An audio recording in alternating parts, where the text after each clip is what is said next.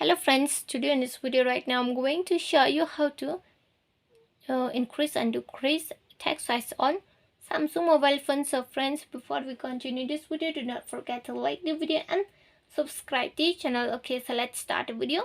Here at first you have to move on setting, then after that just click on display, then scroll on the down and here is the font size and style.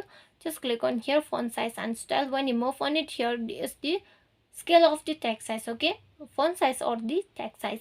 So if you want to decrease the font size, you just scroll on the down.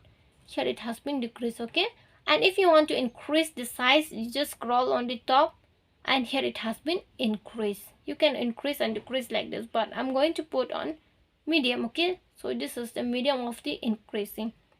So you can increase and decrease the font size or the text size on your mobile phone by this scale. So friends, if you love the video, do not forget to like the video, share the video and subscribe the channel, and thanks for watching.